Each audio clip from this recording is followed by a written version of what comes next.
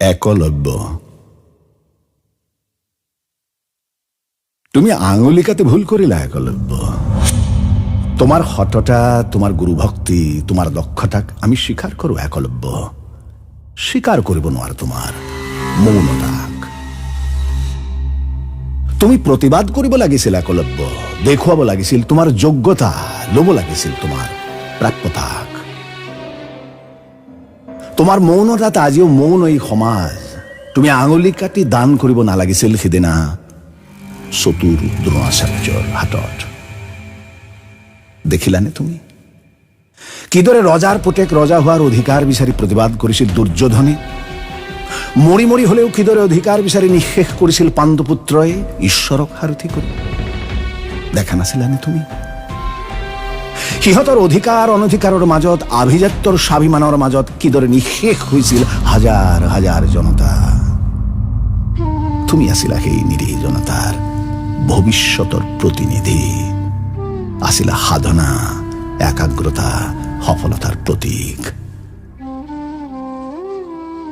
তুমি ভাঙিব পাৰিলাহেঁতেন ৰজাঘৰীয়া স্বাভিমান, দেখুৱাব পাৰিলাহেঁতেন দক্ষতা কেৱল ৰজাঘৰতেই আবদ্ধ নাথাকে, থাকে সাধাৰণ জনৰ মাজতো।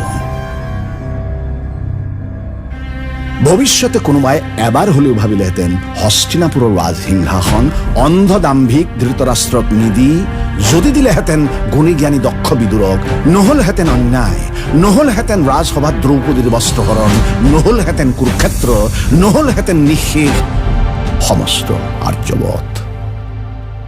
তুমি ভুল কৰিলা একলব্য, তুমি ৰাজঘৰীয়া চলনাৰ বন্দী হ'ব নালাগিছিল। দ্ৰোণাচাৰ্যৰ কপটতাত আজিও লজ্জিত নহয়নে গুৰুকুল? নহয়নে এবাৰ হলেও লজ্জিত অৰ্জুনৰ শ্ৰেষ্ঠতা? তোমাৰ দৰে আজিও বন্দী জনতা ৰাজঘৰীয়াৰ চলনাৰ। দ্ৰোণাচাৰ্যই যুগে যুগে কৰিছে কপটতা, যোগ্যজনে হেৰুৱাইছে যোগ্য আসন, দিব লগা হৈছে দান বুঢ়া আঙুলিক ৰজাঘৰীয়া স্বাৰ্থৰ বাবে।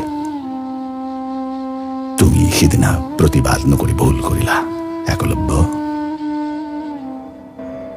তুমি মুক্ত কৰিব লাগিছিল ভৱিষ্যতৰ প্ৰজন্মক বুঢ়া আঙুলিৰ দৰে গুৰু দক্ষিণাৰ পৰা, ৰজাঘৰীয়াৰ চলনাৰ পৰা।